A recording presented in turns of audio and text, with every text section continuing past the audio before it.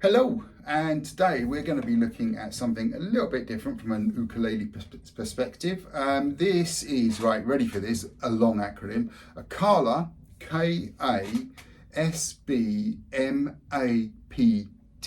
Right, I'm not even going to try to work out what all of those acronyms mean, apart from T means tenor, Kala is the make, as you can see it there, and you'll notice it's actually a solid body.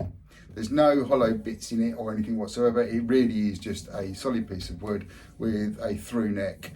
This is the flame maple version. I believe they do like a natural mahogany style type version. Just to go through, a few bits and pieces with it. Again, you can read all the specifications online. You've got the mechanical machine heads to a side, ebony veneered headstock. You've got like a composite, I believe, fingerboard on this, which sort of, to be honest with you, is fine. Now, the pronunciation of the make of the wood that's being used is, I believe, it's pronounced a komi. But anyway, it's essentially a sustainable wood. That's the most important part. Electronics wise, you've got a volume and a tone, and you've got the battery compartment on the back, and it plugs in via the actual strap button, so the 1/4" jack on there. I'm plugging this in obviously so you can hear it straight away, but essentially it's flat through a PA, PA speakers, there's no EQ interference whatsoever. I'll go through the controls a little bit when I play some stuff, but ultimately what you've got is a solid electric ukulele, to be honest with you, with nylon strings. So the pickup is under the bridge. You can hear that, just lightly tapping it, very sensitive. Talk about that a bit more. Now, if you're playing gigs a lot, brilliant, because obviously there's no feedback. It's light, it's easy to carry around, it's thin, all the usual sort of stuff and bits and pieces. You've got dots on the side as well as on the actual fingerboard itself, so relatively good to know where you are. Harmonics, perfect. There's no adjustment on the neck, but that's not a bad, you don't necessarily need that if it's been well built in the first place. Right, now basically let's get to the nuts and bolts of it. Not quite, but you know what I mean. The sound, right, as you can hear, very sweet sounding. This is volume full up, volume and tone full up. Now the tone, when you move it round, has got a very slight notch to tell you that it's in the center. So again, that's entirely up to you and where you're playing and what sort of sound you want, but this is in the center of the tone.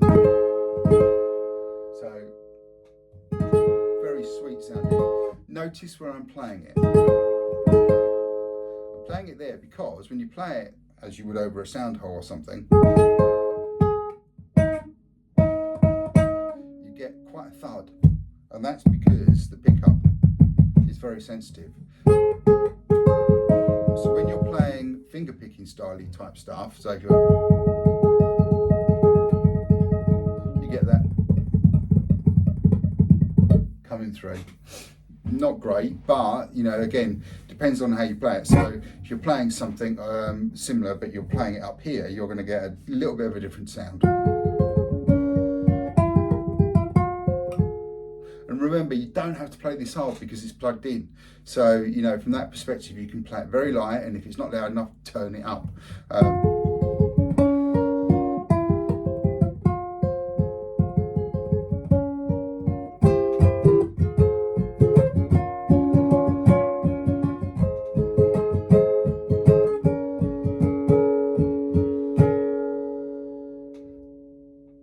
And again, that's a little bit of a difference. People pick these up and then they just stop playing or whatever, and then they go, "Blimey, it sounds a bit weird." And that's because you've got to approach each instrument differently, and this is different.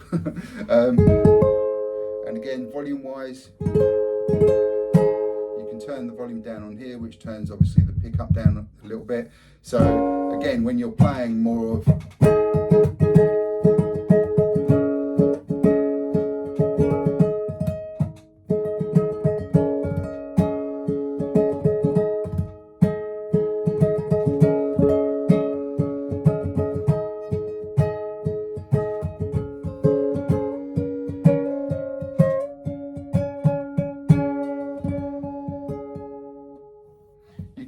a really nice little sound out of it. And as I say, it's about how you approach the instrument more than what the instrument is. So think about that when you purchase one of these or try one of them out.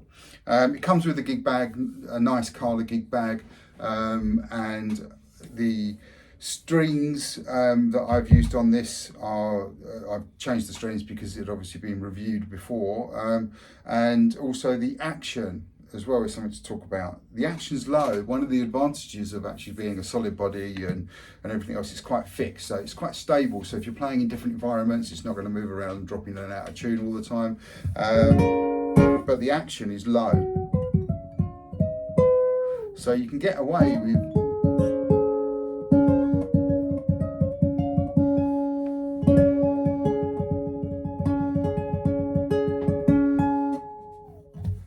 a lot of different sort of techniques. Very comfortable to play. Now, just to give you an idea of what it sounds like, if you can hear it, without any assistance from a PA. So I'm going to turn the PA down, unplug it, just to prove that I've unplugged it. And this is what it sounds like without.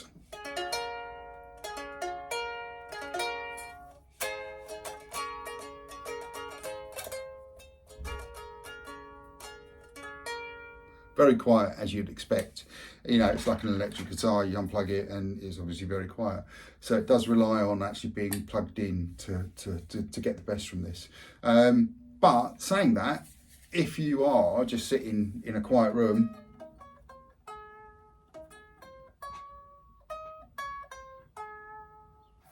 it's not that bad. You can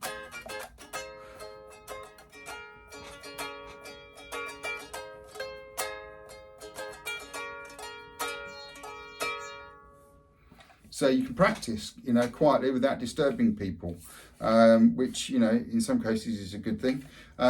So yeah, overall, a really good little ukulele. Price-wise for these though, this is the other thing as well, is that it's looking at how much these things cost. Now, I believe they've discontinued this particular model. I don't know why or what they're coming up with. They might be coming up with a cutaway one or whatever, I don't know. But basically what that does mean is that at the moment when this video was made, you've got the advantage of probably picking them up a little bit cheaper than when they were originally released. But even so, they are still around about £300. So they're not cheap. And if you're looking for a first ukulele or you're looking for an ukulele to start or learn on, as I always say, check the action, check the intonations on, does it stay in tune? Good, start from there. But you'll probably want an acoustic one if you're a beginner. I would say this is for either someone that actually really wants to sort of, maybe even put it through effects.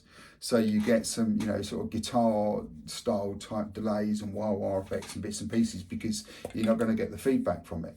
Obviously, guitar effects are designed to go with magnetic pickups, not the transducers that go underneath the bridge. So, it's up to you really what you do with it. But yeah, it's one of those sort of instruments that it sort of sits in the middle.